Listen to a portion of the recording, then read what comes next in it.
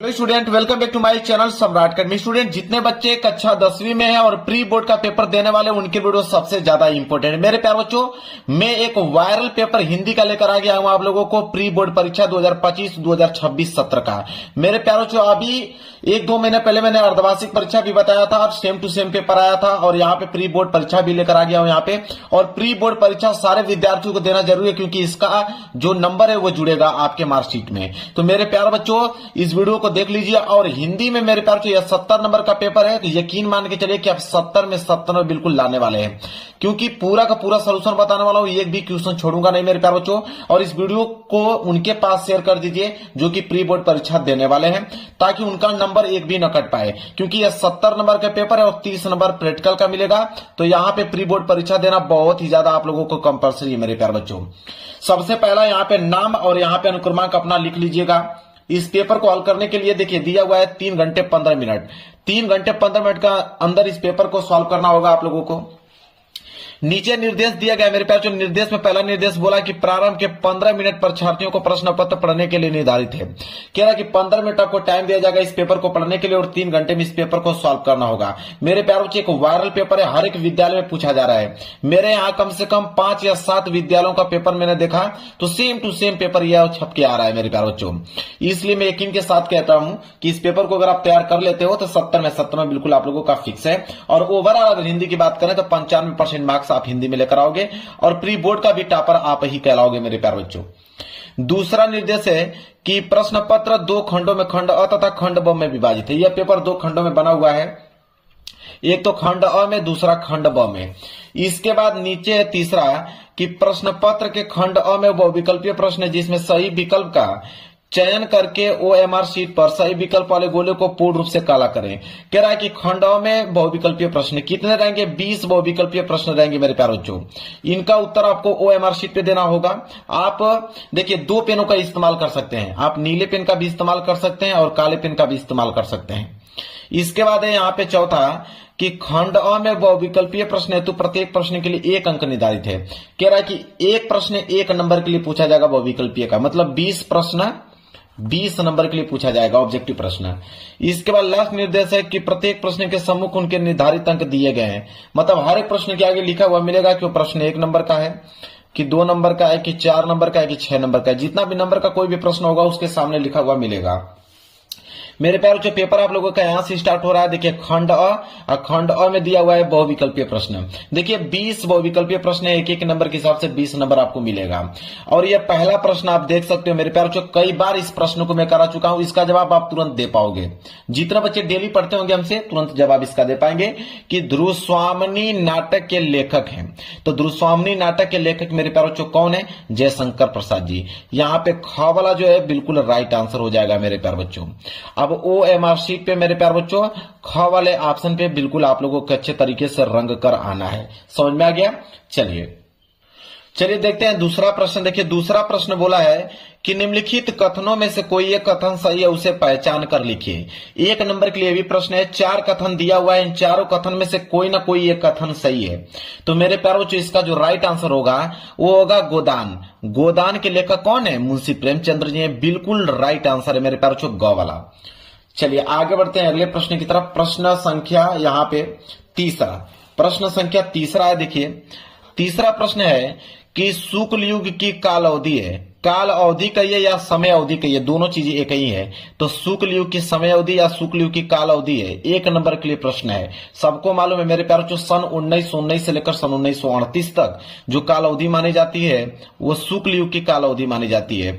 ग वाला जो है बिल्कुल राइट आंसर हो जाएगा। आगे बढ़ते हैं, चौथा प्रश्न देख लीजिए क्या है। कह रहा है कि छायावादोत्तर युग के प्रमुख कवि का नाम है, 1 नंबर के लिए प्रश्न है। तो छायावादोत्तर युग के प्रमुख कवि के नाम कौन है मेरे प्यारे बच्चों? तो वह है आपके रामधारी सिंह दिनकर जी, यह छायावादोत्तर युग के कवि हैं। तो क वाला जो है बिल्कुल राइट आंसर हो जाएगा। 5वां प्रश्न भी बहुत सिंपल ही पूछा हुआ है कि कलम का सिपाही के लेखक हैं, 1 नंबर के लिए प्रश्न है। तो कलम के सिपाही के लेखक कौन है? अमृत राय जी हैं। क वाला जो है बिल्कुल राइट आंसर हो जाएगा। चलिए आगे बढ़ते हैं, यह प्रश्न भी सिंपल ही है। बोला है कि निम्न में से रीति काल की मुख्य प्रवृत्तियां विशेषताएं कौन सी हैं? या तो प्रवृत्तियां कही हैं या तो विशेषताएं, दोनों चीजें एक ही होती हैं। ठीक है, 1 नंबर के लिए प्रश्न है। तो चारों ऑप्शनों में से बताना है कि रीतिकाल की विशेषता इन चारों ऑप्शनों में से कौन है। तो रीतिकाल की विशेषता की अगर हम बात करें तो श्रृंगार रस की प्रधानता भी होता है और काव्य में कला पक्ष की प्रधानता भी होता है, इसलिए ग वाला जो है इसका राइट आंसर हो जाएगा। अगला प्रश्न है प्रश्न संख्या 7वां मेरे प्यारे बच्चों कि प्रगतिवादी युग की काल अवधि है 1 नंबर के लिए। अभी हमने क्या देखा, हमने ऊपर देखा था मेरे प्यारे बच्चों कि शुक्ल युग की काल अवधि, प्रश्न संख्या 3 हमने देखा। अब प्रश्न संख्या 7वां गया कि प्रगतिवादी युग की काल अवधि कितनी मानी जाती है। तो सन 1936 ईस्वी से लेकर सन 1943 ईस्वी तक क वाला जो है बिल्कुल राइट आंसर हो जाएगा। इसी के साथ प्रश्न संख्या 8वां है कि क्षयवाद युग की प्रमुख प्रवृत्तियां कौन सी हैं, 1 नंबर के लिए प्रश्न है। तो क्षयवाद युग की प्रमुख प्रवृत्तियां जो है मेरे प्यारे इन चारों ऑप्शन में से वो श्रृंगार और प्रेम वेदना को माना जाता है। यहां पे ख वाला जो है बिल्कुल राइट आंसर हो जाएगा। यह विशेषता है क्षयवाद युग की। आगे बढ़ते हैं, अगला है प्रश्न संख्या 9, कह रहा है कि साकेत महाकाव्य की रचना किसने की, 1 नंबर के लिए प्रश्न है। तो साकेत महाकाव्य की जो रचना है मेरे प्यारे बच्चों उनकी रचना है मैथिली शरण गुप्त जी की रचना है। क वाला जो है बिल्कुल राइट आंसर हो जाएगा। बिल्कुल सिंपल प्रश्न है मेरे प्यारे बच्चों, बिल्कुल टेंशन ना लीजिए, पूरा का पूरा सोल्यूशन बता रहा हूं। आप प्री बोर्ड एग्जाम में यकीन मानिए 95% बिल्कुल लेकर आएंगे। अगला है 10वां प्रश्न कि नाना नाना वाहन नाना वेशा बीएसए शिव समाज निज देखा को मुखहीन विपुल मुख कोहु बिनु पद कर कोहु कोहु बाहु बहु बाहु। अब 1 नंबर के लिए प्रश्न है। अब यहाँ पे बोला क्या है कि उपयुक्त पंक्तियों में रस है, मतलब ये जो पंक्ति आप ऊपर देखे हैं इसमें किस रस का प्रयोग किया गया है, ये क्वेश्चन में पूछा हुआ है मेरे प्यारे बच्चों। तो रस की अगर हम बात करें तो इसमें जो है हास्य रस का प्रयोग किया गया है। ग वाला जो है बिल्कुल राइट आंसर हो जाएगा। आगे देखिए प्रश्न संख्या 11 कह रहा है कि चरण कमल बंदो हरिराई में उपयुक्त पंक्ति में अलंकार मतलब किस अलंकार का प्रयोग किया गया है, 1 नंबर का है कि चरण कमल बंदो हरिराई में किस अलंकार का प्रयोग किया गया है। तो यहाँ पे जो मेरे प्यारे बच्चों रूपक अलंकार का प्रयोग किया गया है। ग वाला जो है बिल्कुल राइट आंसर हो जाएगा इसका। अगला प्रश्न है प्रश्न संख्या 12, देख लीजिए क्या है। प्रश्न संख्या 12 है कि सुनिकेवट के बैन प्रेम लपेटे अटपट बीसे करुणा एन चितई जान की लखन तनु। करा कि इन पंक्तियों में कौन सा छंद है, मतलब इसमें छंद पूछा है, किस छंद का प्रयोग किया गया इस पंक्ति में मेरे प्यारे बच्चों। तो इसमें जो है वो सोरठा का प्रयोग किया गया है। ग वाला जो है बिल्कुल राइट आंसर हो जाएगा इसका। आगे बढ़ते हैं प्रश्न संख्या 13, देख लीजिए क्या है कि मूर्ति की आंखों पर एक चश्मा रखा था जो सरकंडे से बना था। कह रहा है कि रचना के आधार पर प्रयुक्त वाक्य का भेद होगा। ठीक है, किस प्रकार का वाक्य मेरे प्यारे बच्चों ये पूछा है। तो आप देखिए बोला यहाँ पे कि मूर्ति की आंखों पर एक चश्मा रखा था। ठीक है, एक सेंटेंस यहाँ है जो सरकंडे से बना था, मतलब दोनों सेंटेंस किससे जुड़ा हुआ है, जो से जुड़ा हुआ है मेरे प्यारे बच्चों, इसलिए जो है यह मिश्र वाक्य है मेरे प्यारे बच्चों। क वाला जो है बिल्कुल राइट आंसर हो जाएगा। आगे बढ़ते हैं, अगला प्रश्न प्रश्न संख्या 14 कि अध्यापक द्वारा कक्षा का जायजा लिया गया वाक्य में प्रयुक्त वाच्य है, 1 नंबर के लिए प्रश्न है। तो भाई अध्यापक का कार्य ही होता है कि वह कक्षा का जायजा ले, मतलब यहाँ पे जो होगा कर्मवाच्य होगा, मतलब अध्यापक का कर्म ही होता है। ठीक है, तो ख वाला जो है बिल्कुल राइट आंसर हो जाएगा। अगला प्रश्न है प्रश्न संख्या 15 मेरे प्यारे बच्चों, देखिए क्या है।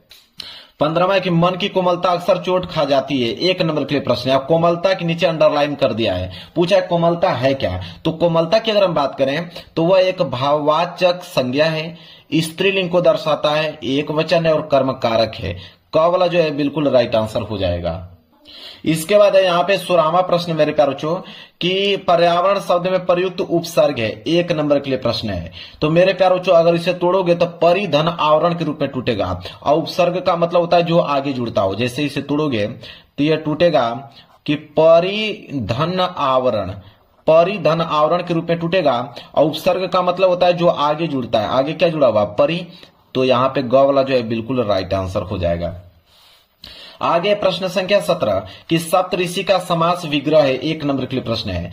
मतलब कि सप्तऋषि का अगर हम समास विग्रह करेंगे तो सप्तऋषि का मतलब होता है 7 ऋषियों का समूह। यहाँ पे ख वाला जो है बिल्कुल राइट आंसर हो जाएगा, 7 ऋषियों का समूह।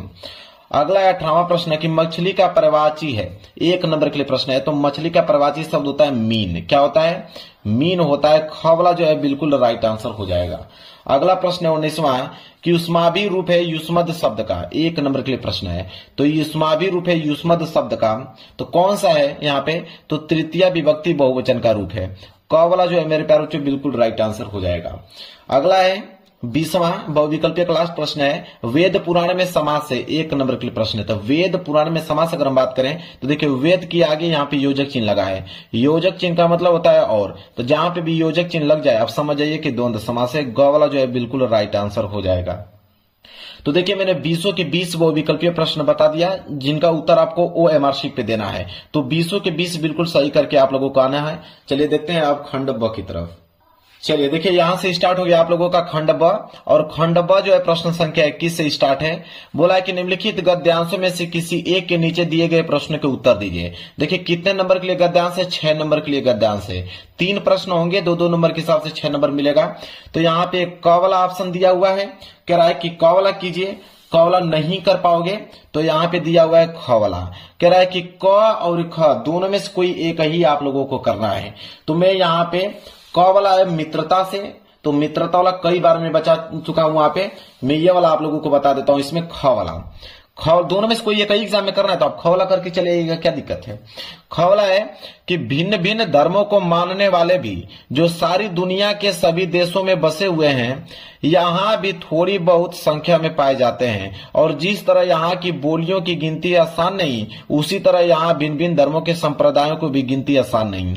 इन विभिन्नताओं को देखकर अगर अपरिचित आदमी हड़बड़ाकर कह उठे कि यह देश नहीं अनेक देशों का समूह है, यह एक जाति नहीं अनेक जातियों का समूह है, तो इसमें आश्चर्य की बात नहीं, क्योंकि ऊपर देखने वाले को जो गहराई में नहीं जाता विभिन्नता ही देखने में आएगी। ठीक है, यह दिया हुआ है मेरे प्यारे बच्चों गद्यांश। इसके नीचे 3 प्रश्न में दिखाता हूं आप लोगों को। देखिए 3 प्रश्न है। अ वाला प्रश्न है कि प्रस्तुत गद्यांश का संदर्भ अथवा पाठ तथा लेखक का नाम लिखिए। देखिए संदर्भ में 2 ही चीज होता है कि वो किस पाठ से लिया गया है और उसके लेखक कौन है, यही 2 चीज बताना होता है संदर्भ में। चलिए इसका उत्तर देखते हैं, इसका उत्तर कैसे आप लिखोगे। देखिए इसका उत्तर लिखिएगा, सबसे पहले खंड व हेडिंग डालिएगा, प्रश्न संख्या 21 का हम लोग ख वाला कर रहे हैं, और पहला अ वाला प्रश्न था संदर्भ। लिखेंगे कि प्रस्तुत गद्यांश हमारी पाठ्य पुस्तक हिंदी के गद्य खंड में संकलित डॉक्टर राजेंद्र प्रसाद द्वारा लिखित भारतीय संस्कृति नामक निबंध से उद्धृत है। मतलब भारतीय संस्कृति नामक निबंध से लिया गया है, और इसके जो लेखक हैं वह डॉक्टर राजेंद्र प्रसाद जी हैं। बस इतना पॉइंट आपको लिखना है, 2 नंबर आप लोगों को यहाँ पे मिल जाएगा, 2 नंबर। इसके बाद है ब वाला की रेखांकित अंश की व्याख्या कीजिए, 2 नंबर। मतलब जहां तक अंडरलाइन किया गया था उसका व्याख्या करना है। चलिए मैं दिखाता हूं कहां तक अंडरलाइन किया गया था। देखिए यहां से लेकर यहां तक कि इन विभिन्नताओं को देखकर अगर अपरिचित आदमी हड़बड़ाकर कह उठे कि यह देश नहीं अनेक देशों का समूह है, एक जाति नहीं अनेक जातियों का समूह है, तो इसमें आश्चर्य की बात नहीं, क्योंकि ऊपर देखने वाले को जो गहराई में नहीं जाता विभिन्नता ही देखने में आएगी। इसका में क्या करना है, व्याख्या करना है। चलिए देखिए यहाँ ब वाला है रेखांकित अंश की व्याख्या हेडिंग डालिएगा, लिखिएगा कि लेखक डॉक्टर राजेंद्र प्रसाद का कहना है कि भारत भूमि की विभिन्नताओं को देखकर दूसरे देशों के वासी अथवा ऐसे व्यक्ति जो यहाँ के मौलिक स्वरूप से अनभिज्ञ हैं घबरा जाते हैं और कह बैठते हैं कि भारत तो एक देश है ही नहीं अपितु यह अनेक देशों का समूह है। यहाँ के निवासी एक भी किसी जाति के नहीं अपितु भिन्न भिन्न जाति के हैं। दूसरे देशवासियों की इस प्रकार की बातों में आश्चर्य करने योग्य कुछ भी नहीं, क्योंकि वे इस देश को ऊपर ही ऊपर अर्थात सतही दृष्टि से देखते हैं, इस प्रकार की गहराई में नहीं उतरते हैं। निश्चित ही ऐसे लोगों को विभिन्नता अर्थात अनेकता ही नजर आएगी। यह हो गया पूरा का पूरा रेखांकित अंश का व्याख्या, नोट कर लीजिए। देखिए एक प्रश्न और ऐसा वाला कि प्रस्तुत गद्य अवतरण में लेखक क्या कहना चाहता है, 2 नंबर इस पे भी मिलेगा। इसका भी आंसर लिखेंगे हम लोग यहाँ पे 100 वाला कि प्रस्तुत गद्य अवतरण में लेखक जो है भारत भूमि की विविधता का बहुत ही सार्थक और धनात्मक रूप से वर्णन करता है। इससे लेखक की अपने देश और उसकी संस्कृति के प्रति प्रेम की भावना झलकती है। तीनों प्रश्नों का मैंने उत्तर दे दिया, 6 नंबर आप लोगों को मिल जाएगा। अब आएगा प्रश्न संख्या यहाँ पे 22। प्रश्न संख्या 22 है कि निम्नलिखित पद्यांशों में से किसी एक के नीचे दिए गए प्रश्न के उत्तर दीजिए। पद्यांश भी 6 नंबर के लिए ही होता है, क्योंकि इसके नीचे भी 3 प्रश्न होते हैं, 2-2 नंबर के हिसाब से 6 नंबर मिलता है। यहाँ पे भी आपका एक कवला दिया गया है, कह रहा है कि कवला अगर नहीं कर पाते हैं तो अथवा करके यहाँ पे नीचे खवला दिया हुआ है, मतलब एक नीचे और दिया हुआ है, दोनों में से कोई एक ही करना है। तो मैं ऊपर वाला बताता हूँ कवला कि उद्धव मई व्रज विसरत नाई, वृंदावन गोकुल वन उपवन संगन कुंज की छाई, प्रात समय माता जसुमती अरु नंद देखी सुख पावत, माखन रोटी देवो सजायो अति हित साथ खवावत। गोपी ग्वाल बल संग खेलत, सब दिन हसत सिरात, सूरदास धनी धनी व्रजवासी, जिनसो हित जदुतात। ये दिया हुआ है मेरे प्यारे बच्चों यहाँ पे पद्यांश। इसके नीचे 3 प्रश्न हैं। पहला है कि उपयुक्त पद्यांश का संदर्भ लिखिए।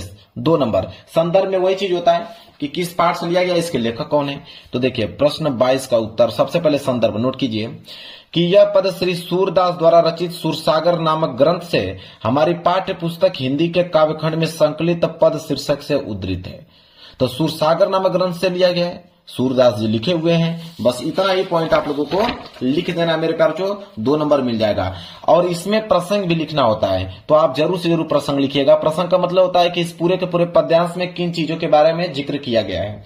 तो प्रसंग में लिखिएगा कि प्रस्तुत पद में उद्धव ने मथुरा पहुंचकर श्री कृष्ण को वहां की सारी स्थिति बताई, जिसे सुनकर श्री कृष्ण भाव विभोर हो गए और इस पर वे उद्धव से अपनी मनोदशा व्यक्त करते हैं। यह हो गया प्रसंग में।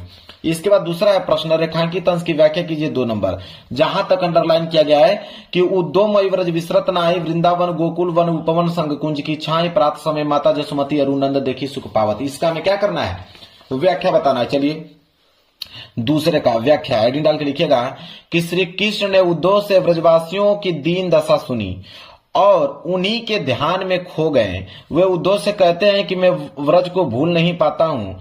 वृंदावन और गोकुल के वन उपवन सभी मुझे याद आते रहते हैं। वहां के घने कुंजों की छाया को भी मैं भूल नहीं पाता। नंद बाबा और यशोदा मैया को देखकर मुझे भी जो सुख मिलता था वह मुझे रह कर स्मरण हो आता है। यह उस रेखांकित अंश का व्याख्या हो गया। इसके बाद अगर हम बात करें तीसरा प्रश्न की उपयुक्त पंक्तियों में किस समय का वर्णन किया गया है, 2 नंबर इस पे भी मिलेगा। तो चलिए इसका भी उत्तर हम लोग लिखेंगे। तीसरे का कि श्री कृष्ण के जीवन के आरंभ का समय जो वृंदावन और गोकुल में बीता, उसी का वर्णन उपयुक्त पंक्ति में किया गया है और उसी समय का ध्यान करते हुए श्री कृष्ण उद्धव से अपनी मनोदशा व्यक्त कर रहे हैं। क्लियर है। चलिए अब हम बढ़ेंगे प्रश्न संख्या 23 की तरफ। देखिए प्रश्न संख्या 23 है मेरे प्यार बच्चों कि दिए गए संस्कृत गद्यांश में से किसी एक का संदर्भ सहित हिंदी में अनुवाद कीजिए। अब संस्कृत का गद्यांश आ गया और संस्कृत का गद्यांश 5 नंबर के लिए मेरे प्यार बच्चों पूछा गया है। 2 नंबर पूछा जाता है संदर्भ पे और 3 नंबर हिंदी अनुवाद पे। इसमें भी 2 दिया हुआ है, एक आपका ऊपर दिया हुआ है इयम नगरी, और ये वाला नहीं कर पाओगे तो अथवा करके नीचे एक और दिया गया हुआ है मेरे अस्माकत संस्कृति वाला। तो दोनों में से कोई एक ही करना है मेरे प्यारे बच्चों। मैं ऊपर वाला का बता देता हूं संदर्भ सहित हिंदी में अनुवाद, आपको 5 नंबर बिल्कुल एग्जाम में मिल जाएगा। चलिए देखते हैं यहाँ पे प्रश्न संख्या 23। तो प्रश्न संख्या 23 का हमें एक संदर्भ लिखना होगा, इसका हमें प्रसंग लिखना होगा, इसका हमें हिंदी अनुवाद करना होगा, 5 नंबर मिल जाएगा। चलिए पहले संदर्भ देख लीजिए कि प्रस्तुत गद्यांश हमारी पाठ्य पुस्तक हिंदी के संस्कृत खंड के वाराणसी पाठ से उद्धृत है, मतलब वाराणसी चैप्टर से लिया गया है। प्रसंग मैंने बता दिया कि प्रसंग किसे कहते हैं। प्रसंग में लिखेंगे कि इस गद्यांश में वाराणसी की ऐतिहासिकता तथा अवस्थिति के विषय में बताया गया है। अब इसका हम अनुवाद करेंगे। अनुवाद में लिखेंगे कि यह नगरी विविध धर्मों के मिलन का स्थान रही है। महात्मा बुद्ध, तीर्थकर, पार्श्वनाथ, शंकराचार्य, कबीर, गोस्वामी, तुलसीदास और दूसरे बहुत से महात्माओं ने यहाँ आकर अपने विचारों को फैलाया, अर्थात अपने विचारों का प्रसार किया। केवल दर्शन, साहित्य और धर्म में ही नहीं अपितु कला के क्षेत्र में भी यह नगरी जो है विविध कलाओं और शिल्पों के लिए संसार में प्रसिद्ध है। यहाँ की रेशमी साड़ियां देश विदेश में सभी जगह पसंद की जाती हैं। यहाँ की पत्थर की मूर्तियां प्रसिद्ध हैं। यह अपनी प्राचीन परंपरा का इस समय भी पालन कर रही हैं। यह हो गया उसका अनुवाद मेरे प्यारे बच्चों। चलिए आगे बढ़ते हैं प्रश्न संख्या 24 की तरफ। देखिए प्रश्न संख्या 24 है कि दिए गए संस्कृत पद्यांश में से किसी एक का संदर्भ सहित हिंदी में अनुवाद कीजिए। पद्यांश भी 5 नंबर के लिए ही होता है, 2 नंबर संदर्भ पे या 3 नंबर हिंदी अनुवाद पे। चलिए देखते हैं। देखिए इसमें भी 2 दिया है, रे रे चातक वाला कीजिए या तो अथवा करके दिया है कि बंदम मरणो वापी जयो वापी पराजय। दोनों में से कोई एक ही करना है मेरे प्यारे बच्चों। तो मैं ऊपर वाला का बता देता हूं, रे रे चातक वाला। ठीक है। देखिए प्रश्न संख्या 24। तो 24 का हम लोग संदर्भ लिखेंगे, प्रसंग लिखेंगे, हिंदी अनुवाद लिखेंगे। तो संदर्भ में लिखेंगे कि प्रस्तुत श्लोक हमारी पाठ्य पुस्तक हिंदी के संस्कृत खंड के अनुयुक्ति विलास पाठ से उद्धृत है, मतलब अनुयुक्ति विलास चैप्टर से लिया गया है। प्रसंग की अगर हम बात करें तो प्रसंग में लिखेंगे कि प्रस्तुत श्लोक में चातक के माध्यम से विद्वानों का यह संदेश दिया गया है कि व्यक्ति को किसी के भी सामने याचक बनकर हाथ नहीं फैलाना चाहिए। अनुवाद की अगर हम बात करें, अनुवाद उसका लिखेंगे कि हे मित्र चातक, तुम क्षण भर सावधान चित्त से मेरी बात सुनो। आकाश में बहुत से बादल रहते हैं, किंतु सभी ऐसे नहीं हैं। उनमें से कुछ ही पृथ्वी को वर्षा से भिगोते हैं और कुछ जो है व्यर्थ में गरजते हैं। तुम जिस जिस बादल को आकाश में देखते हो उसके सामने अपने दीनता पूर्ण वचन मत कहो। यह उसका अनुवाद हो गया। चलिए प्रश्न संख्या 25 देख लीजिए। प्रश्न संख्या 25 है कि अपने पठित खंड काव्य के आधार पर निम्नलिखित प्रश्नों में से किसी एक का उत्तर दीजिए। 3 नंबर। अब मेरे प्यार जो खंड जो काव्य होता है तो खंड काव्य जिला वाइज जाता है। तो देख लीजिएगा कि आप किस डिस्ट्रिक्ट से पेपर दे रहे हैं प्री बोर्ड का, तो उसी डिस्ट्रिक्ट का आपको खंड काव्य करके आना है। ठीक है। वैसे खंड काव्य बहुत सारे हैं। खंड काव्य है मुक्तिदूत, ज्योति जवाहर, इसके बाद आपका मेवाड़ मुकुट, इसके बाद अग्र पूजा। ये आपके क्वेश्चन बैंक में किताब में मालूम चल जाएगा कि आप किस डिस्ट्रिक्ट से हो तो आपको कौन सा खंड काव्य पढ़ना है। अन्यथा आप कमेंट कर देना, मैं आपको रिप्लाई कर दूंगा। देखिए जय सुभाष दिया गया है, मातृभूमि दिया गया है, इधर आपका कर्ण दिया गया है, कर्ण के बाद इधर कर्मवीर, इधर आपका तुमुल, इतने सारे दिए गए हैं। तो जो आपके डिस्ट्रिक्ट में पूछा जाता है वो करके आइएगा। प्रश्न संख्या 26 का क। 26 का क है कि दिए गए लेखकों में से किसी एक का जीवन परिचय देते हुए उनके एक प्रमुख रचना का उल्लेख कीजिए। 5 नंबर का जीवन परिचय, तो 3 नंबर तो मिलता है जीवन परिचय पे और 2 नंबर मिल जाता है रचनाएं पर। और यहाँ पे पहला है आचार्य रामचंद्र शुक्ल जी, दूसरा है डॉक्टर राजेंद्र प्रसाद जी और तीसरा है जयशंकर प्रसाद जी। अब इन तीनों लोगों में से जिनका भी जीवन परिचय याद है उनको करके आइएगा। ऐसा तो है नहीं कि मुझे जीवन परिचय भी बताने पढ़ने की आवश्यकता है। जीवन परिचय तो सारे विद्यार्थियों को याद होगा ना। या तो आचार्य रामचंद्र शुक्ल जी को लिखिए, या तो डॉक्टर राजेंद्र प्रसाद, या तो जयशंकर प्रसाद। इसके बाद ख वाला है 26 का ख कि दिए गए कवियों में से किसी एक का जीवन परिचय देते हुए उनके एक प्रमुख रचना का उल्लेख कीजिए। तो 5 नंबर इसमें भी मिलता है। 3 नंबर जीवन परिचय पे, 2 नंबर रचना पे। कवि का है तो या तो गोस्वामी तुलसीदास जी का लिखिए, या तो सुमित्रानंद पंत जी का लिखिए, या तो महाकवि सूरदास जी का। इन तीनों लोगों में से किसी एक का ही आपको लिखना है। ठीक है।